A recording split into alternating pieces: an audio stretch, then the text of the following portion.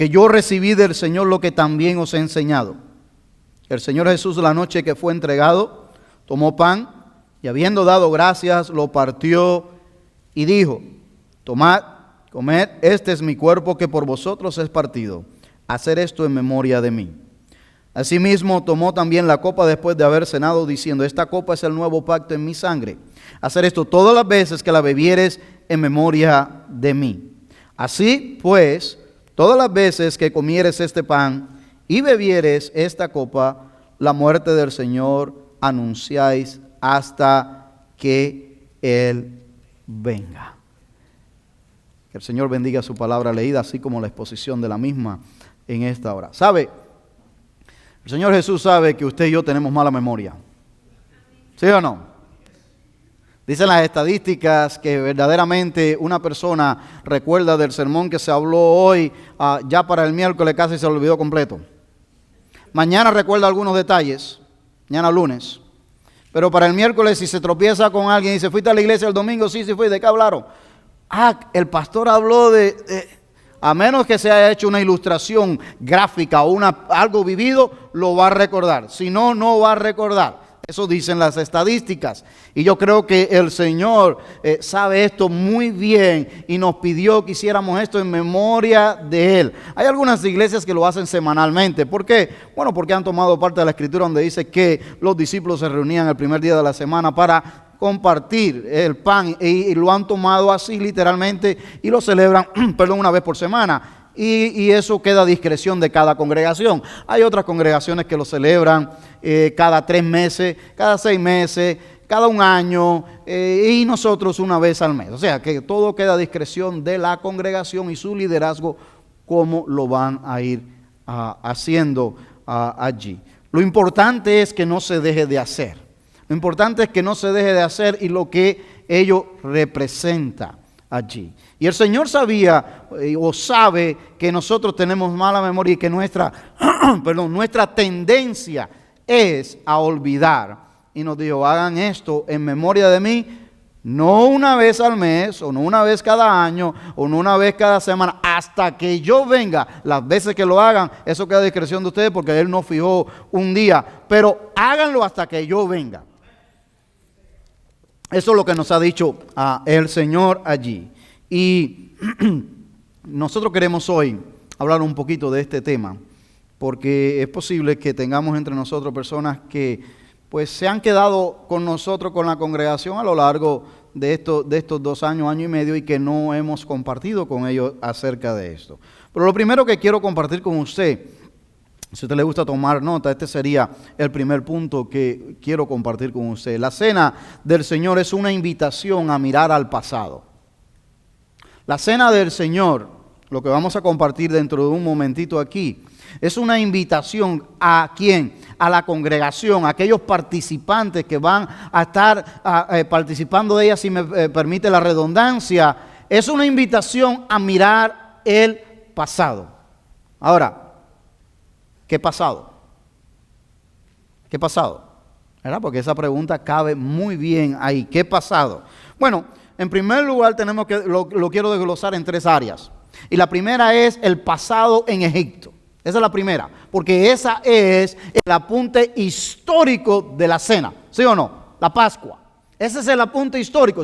Ese es el primer punto de qué pasado. El apunte histórico allá a Éxodos, al capítulo 12, versículo 12 también en adelante, donde viene la institución de la cena, donde Dios sacó a Israel a través de muchos testimonios y con mano poderosa de Egipto. Esa mano poderosa se vio reflejada en 10 plagas. Nosotros estamos estudiando el libro de Apocalipsis los miércoles en la noche y estamos muy familiarizados con este asunto de las plagas, ¿sí o no? Estamos allí viendo que hay una gran similitud entre las plagas del Apocalipsis del capítulo 8 que estamos estudiando ahora con las plagas que ocurrieron en Egipto. Básicamente tienen una interrelación allí. Ahora, ¿en qué consistía la Pascua? Usted dice, bueno, miramos al pasado, miramos a Egipto Ya eso pasó hace mucho tiempo, realmente es algo histórico, yo como que no le veo tanto para mí hoy. Bueno, solamente para que usted sepa qué fue lo que pasó allá. El pueblo estaba de esclavo. Ya se le había acabado el privilegio al pueblo de Israel en Egipto y el faraón que le había dado favor a José ya no estaba en control. Ahora el pueblo fue sometido a esclavitud y llevaban una vida de servidumbre bien brutal, bien fuerte, bien lastimosa para ellos. Los hijos que nacían del pueblo de Israel nacían en la esclavitud. Más de 400 años, dice el texto 430 para ser exactos, de esclavos en Israel. Y Dios escuchó el clamor de ese pueblo y descendió al Sinaí, contactó a Moisés para sacar a este pueblo de la esclavitud de acuerdo a la promesa que él le había hecho a los patriarcas anteriormente. Y ahí es que con la 10ª plaga se va a establecer la Pascua. Eso es lo que la cena del Señor apunta en primer lugar al pasado, a esa Pascua primera que Dios estableció allí en Israel. ¿Qué es lo que era la Pascua? El día 10 del mes de Abib o Nisán se separaba un cordero sin mancha, un cordero que no tuviera defecto. Lo mejor que pudiera haber. Ese se separaba el día 10 y el día 14, 4 días después de este mismo mes, se inmolaba, se mataba entre las 2 tardes. Al caer el sol, a ir descendiendo el sol y ya entrar la noche. Ahí se mataba este cordero, se degollaba y se colectaba la sangre. Esto fue lo que Dios le dijo a Moisés que los hijos de Israel hicieran allí. ¿Con qué motivo? ¿Por qué motivo les pidió esto? Bueno, él le dijo, bueno, esta noche va a venir la 10ª plaga. Y la 10ª plaga es algo realmente que ustedes no se quieren encontrar con ella. Porque es la muerte. La muerte de los primogénitos de todo Egipto y también del que no tuviera la marca, ¿ok? En Israel. Y entonces Dios le dijo, dile a los hijos de Israel que cuando colecten la sangre del cordero, pinten los marcos de sus casas, de las puertas, para que cuando la muerte salga y mire, no va a entrar ahí porque va a ver la marca, va a ver la señal que dice, esa casa ha sido apartada, ha sido redimida, esa casa está protegida. Eso es la Pascua. Entonces, ¿qué van a hacer con la carne del cordero? Bueno, la carne la van a asar y se la van a comer los hijos de Israel porque esa misma noche van a salir. ¿Ok? Pero la van a comer. Si el cordero fuera muy grande o la familia fuera pequeña, únese con la familia del lado para que coman el cordero. ¿Y cómo lo van a comer? Bueno, el cordero lo van a comer vestidito, listo para salir, porque esta noche ustedes se van de aquí. ¿Ok? No le dijo con estas palabras, estoy parafraseando la historia.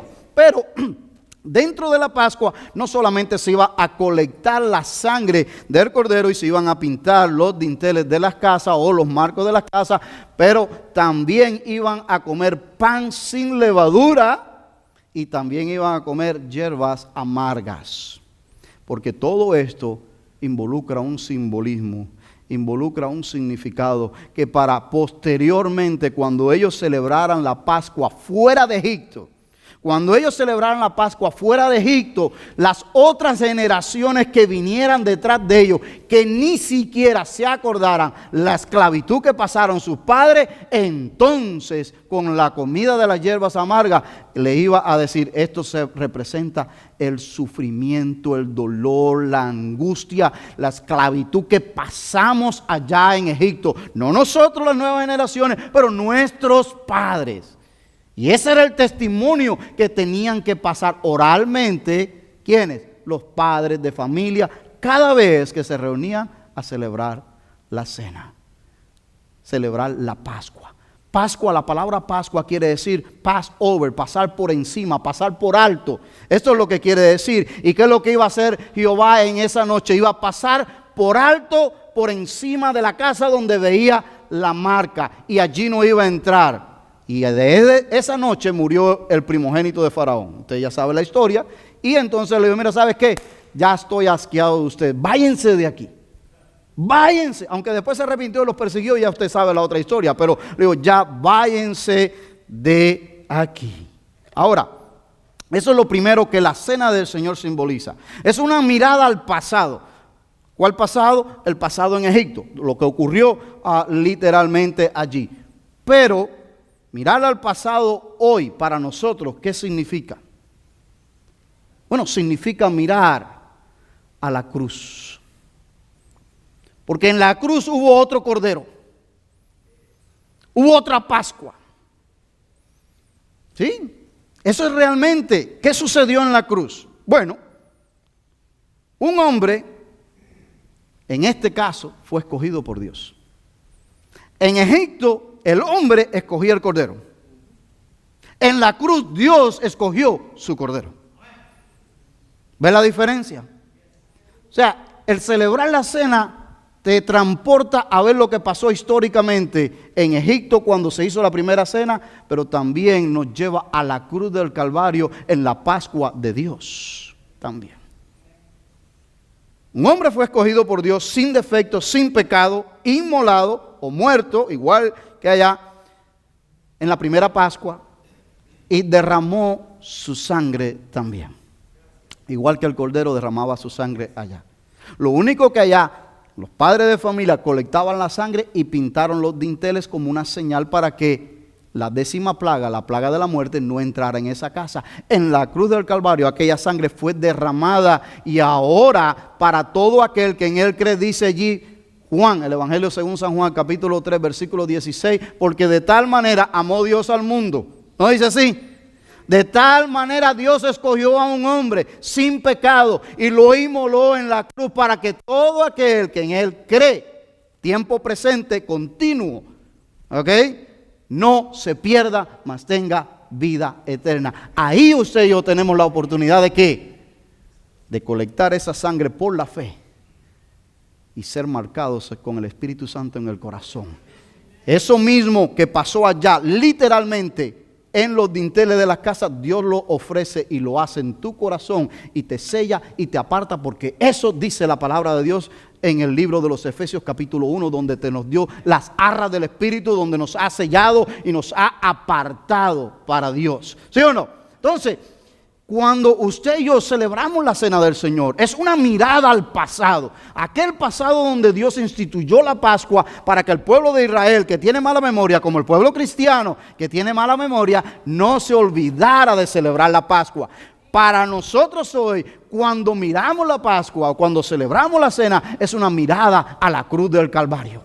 Es una mirada a la cruz del Calvario. Y esa cruz hace dos cosas para ti y para mí. En primer lugar, nos da comunión con el Padre, o provee la oportunidad de comunión con el Padre. Esa relación que estuvo rota en Edén, ahora hay oportunidad a través de la cruz de volverla a retomar.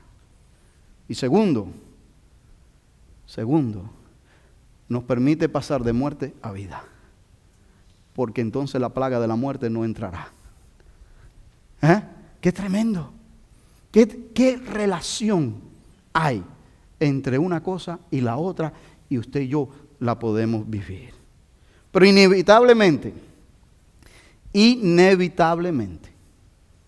cuando miramos al pasado y vemos lo que pasó en Egipto, y cuando miramos un poquito más al pasado y vemos lo que pasó en la cruz del Calvario, de acuerdo a los evangelios que nos da aquí la historia de lo que ha pasado, tiene que llegar una pregunta inevitable, y es el tercer aspecto de mirar al pasado.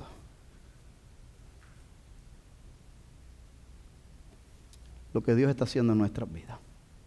Porque Egipto quedó atrás y la cruz del Calvario también está atrás. Pero usted y yo estamos aquí hoy. ¿Qué es lo que está haciendo Dios con tu vida hoy? Es interesante notar que el texto, cuando hablamos aquí en el texto del capítulo 11 de los Corintios, Pablo hace un poco de llamadas de atención a los corintios. Usted lo sabe, cuando hablamos de la cena, hablamos de un poco de detalles que estaban ocurriendo en la iglesia de Corintios con relación a la cena del Señor. Lo que yo noto en estos textos es que la iglesia de Corintios no se había olvidado de celebrar la cena. Aunque tenían mala memoria como nosotros, pero no se habían olvidado de celebrar la cena. Yo creo lo contrario. Yo creo que hasta les gustaba celebrar la cena. ¿Sí o no? Estarían anhelando que llegara el día de la cena. ¿Por qué? Porque habían convertido la cena ¿en qué? En otra cosa. Habían convertido la cena del Señor en otra cosa. Y por eso es que Pablo tiene que escribir más adelantito, en este mismo capítulo que no lo leímos, tiene que apretar un poquito la escritura que está llevándolo a los Corintios. Le dice, y por causa del desorden de ustedes en la cena del Señor, algunos hasta allá duermen. La palabra del Señor que se usa aquí para duerme es, algunos ya han partido. ¿Por qué? Por tomar la cena del Señor a la ligera, por no darle la importancia que tiene, por no celebrarla como corresponde, ¿ok? Etcétera, etcétera. Muchos ya duermen. ¿Por qué? Porque la iglesia de Corintios había hecho de la cena del Señor una fiesta, una parranda, donde ninguno se esperaba con el otro para celebrarla juntos. Donde el vino realmente era vino, porque en ese tiempo era vino, pero lo que pasa era que no era solamente un vinito para calmar la sed. Era copa tras copa y llegaban a la borrachera también. Entonces, dígame usted, no se habían olvidado de celebrar la cena, pero la estaban celebrando con la actitud y de la manera incorrecta.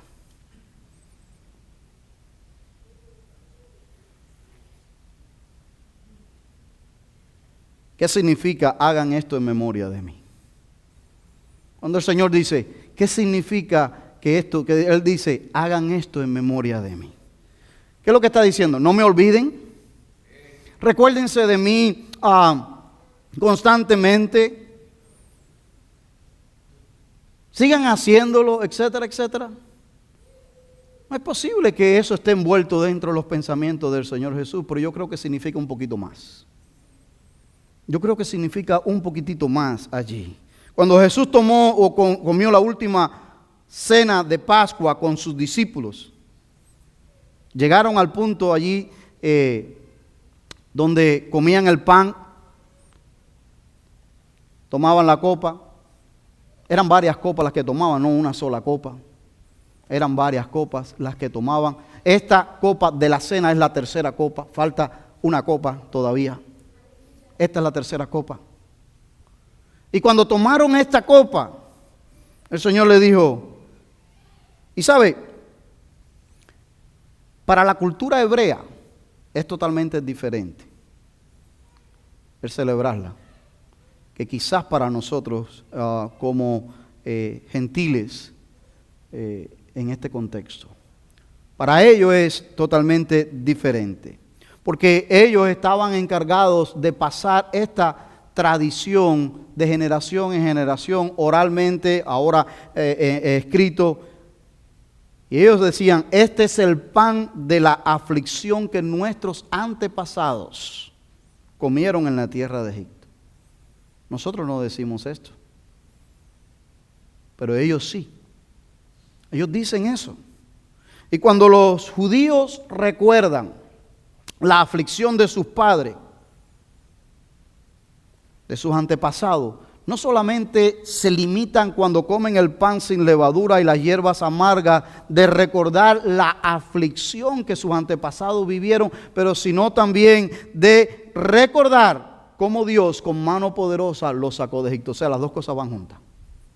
Ellos no solamente recuerdan allí que nuestros padres fueron esclavos en Egipto, que sufrieron, que le hicieron esto, que pasó esto, lo otro, sino que durante la Pascua también traen a la memoria para pasarle a la generación de que también el Señor los sacó con mano poderosa de allí y les dio victoria. Esas dos cosas ellos la entrelazan. No solamente el pan y las hierbas amargas significa que lo que malo que pasaron, pero también significa que Dios los sacó con mano poderosa de allí. Y cuando Jesús tomó el pan y dijo, este es mi cuerpo, que por vosotros es partido. Y esta copa es el nuevo pacto en mi sangre. Hacer esto todas las veces que la bebieres en memoria de mí. Lo que Jesús estaba diciendo, de acuerdo a la tradición judía, de acuerdo a cómo ellos lo celebraban, es esto.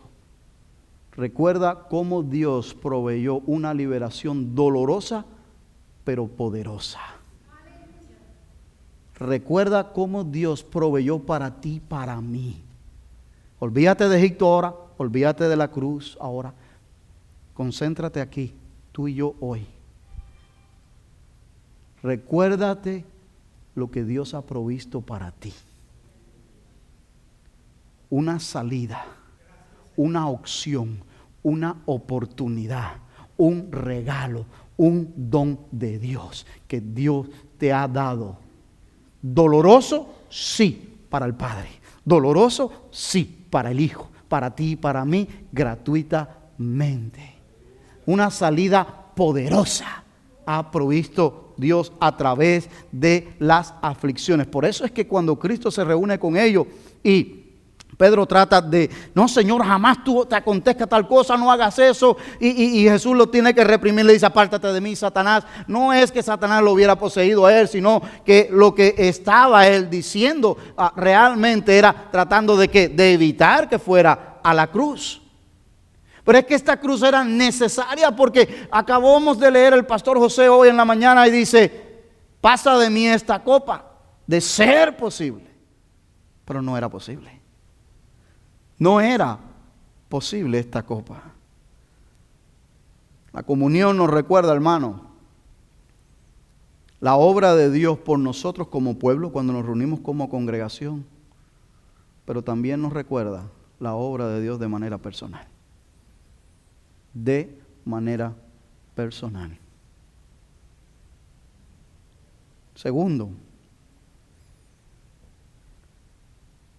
después de haber mirado al pasado en tres aspectos, Egipto, la cruz y mi vida hoy, lo segundo que le quiero compartir es, la cena del Señor es una mirada al presente.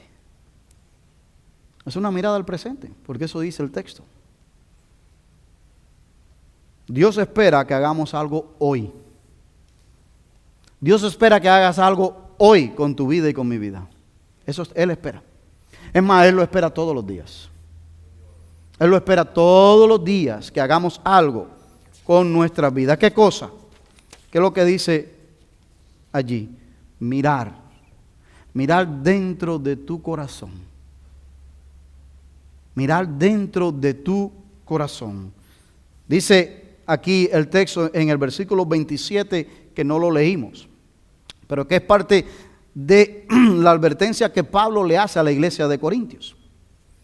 Y esto ya consta del apóstol Pablo cuando viene y dice el versículo 27, de manera que cualquiera que comiere este pan o bebiere esta copa del Señor, indignamente será culpado del cuerpo y de la sangre del Señor.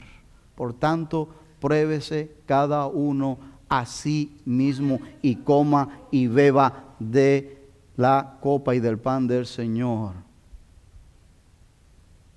Hay que mirarse el corazón. La iglesia de Corintios no se le olvidaba celebrar la cena, pero la celebraba con la actitud, con la intención incorrecta de janguear. ¿Mencionaban al Señor? Claro que sí, lo mencionaban. ¿Recordarían lo que hicieron sus antepasados? Claro que sí, pero lo que estaba aquí no era. ¿Por qué? Porque había glotonerías. Porque no había amor cristiano entre los hermanos, porque no se esperaban unos a los otros para tomar la cena. Eso dice Pablo. No lo digo yo. Cuando usted lee el asunto de que estaba pasando en esta iglesia, era por esto. Por eso que Pablo tiene que apretar mano allí con los corintios. Porque no es que no la celebraban, pero de qué manera la celebraban. Y yo creo que la cena del Señor no solamente es un recordatorio histórico, pero es un recordatorio perenne hoy también para ti y para mí. Es un recordatorio no solo una vez al mes, en este caso para nosotros particular. Es un recordatorio todos los días en tu vida y en mi vida. Por eso dice el versículo 28, por tanto, pruébese cada uno a sí mismo y coma así del pan y beba de la copa. Es una invitación a reflexionar. ¿Cómo está mi vida? ¿Cómo está mi relación con Dios? Es una invitación a evaluarnos, es una invitación a rectificar, es una invitación a valorar lo que se nos ha dado gratuitamente. Es una invitación a compartirles a otros de su sacrificio.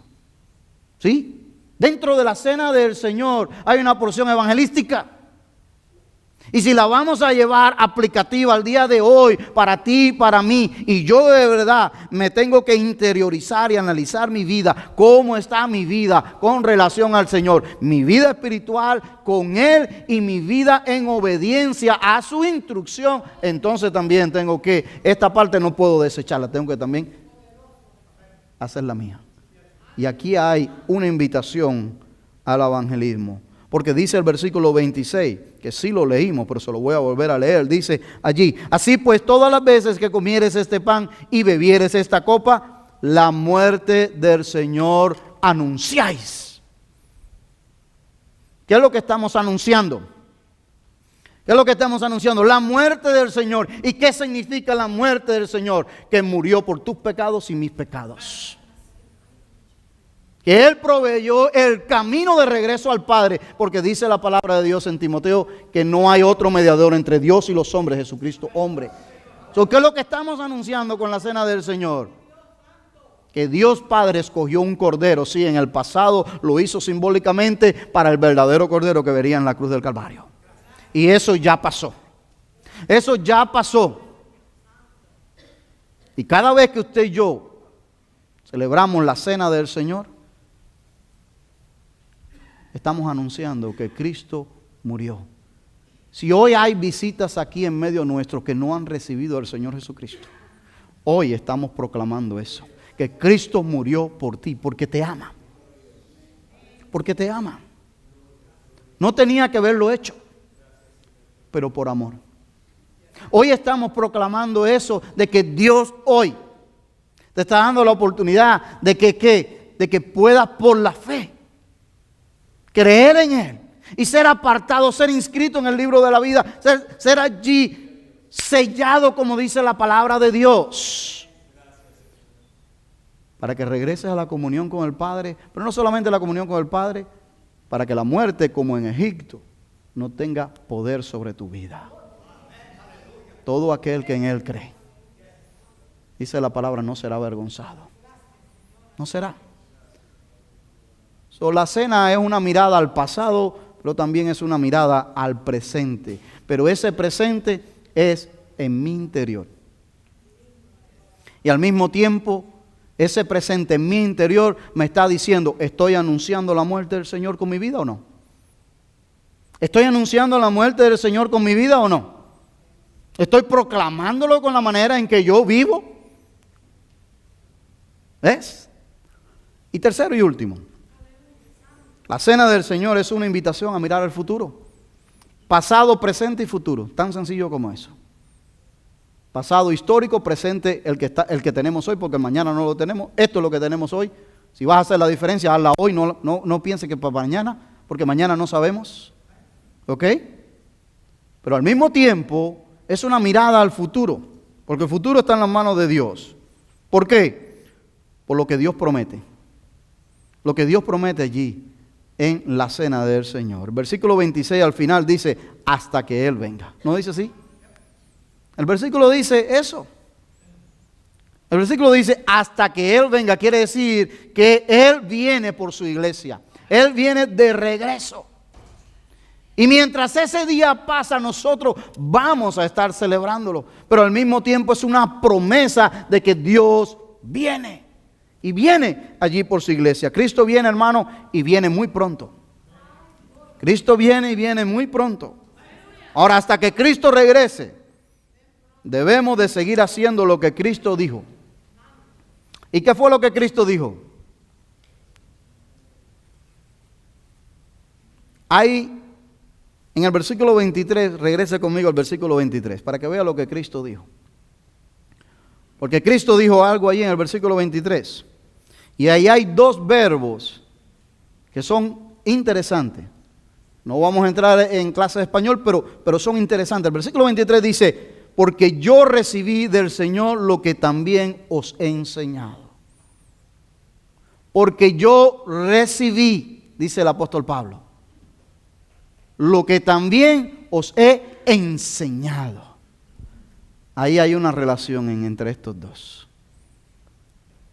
Aquí hay una relación entre estos dos verbos y es que la transmisión de las tradiciones. Esto es lo que Pablo está diciendo. Yo recibí esto y yo lo estoy enseñando. Yo lo estoy pasando. Recibí y enseñar. Esto es lo que todo verdadero hebreo, hacía con su familia. Recibía la enseñanza y la transmitía. De hecho, eso fue instruido por Dios desde el Sinaí a Moisés en Deuteronomio capítulo 6. Y esto es lo que los hijos de Israel van a hacer cuando lleguen a la tierra que fluye leche y miel, y le tendrán que enseñárselo a sus hijos cuando estén en la calle, cuando estén por la casa, lo escribirán en los postes de su casa, etc. ¿No es eso? ¿Por qué? Porque lo habían recibido de Dios y ellos tenían que transmitir esta enseñanza oral a sus hijos, y después, posteriormente, con los pergaminos en piedra, tenían que transmitirla escrita también. Pero el punto es, lo que yo recibí, también lo estoy enseñando.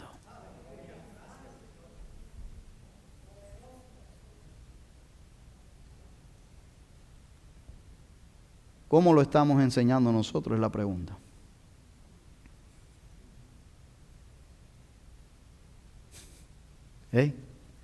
Ahí viene para acá. ¿Cómo lo estamos enseñando nosotros?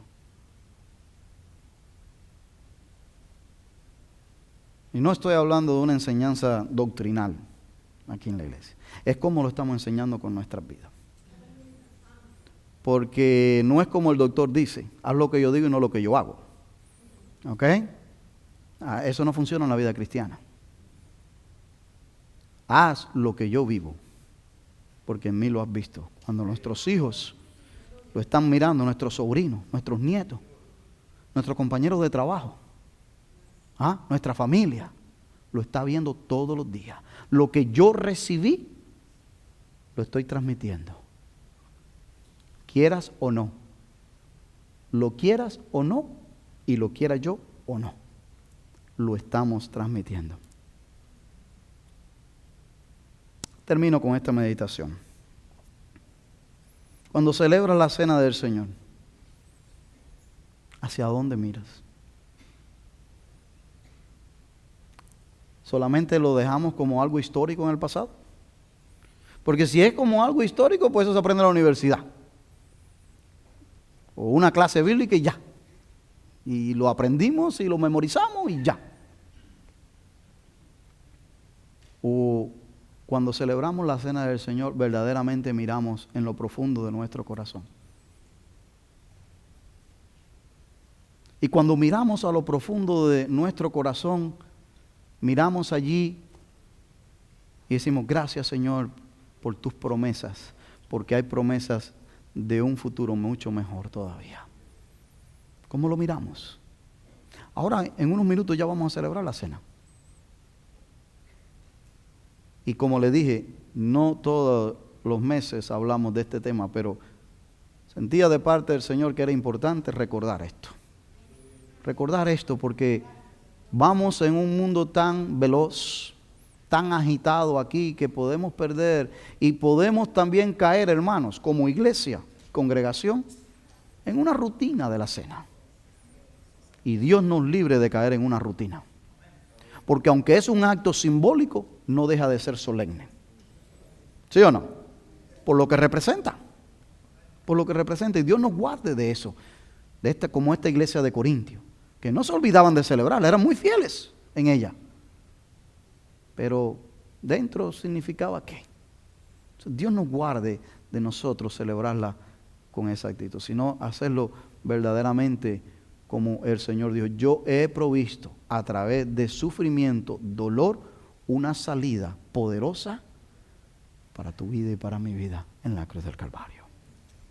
Vamos a orar. Padre, gracias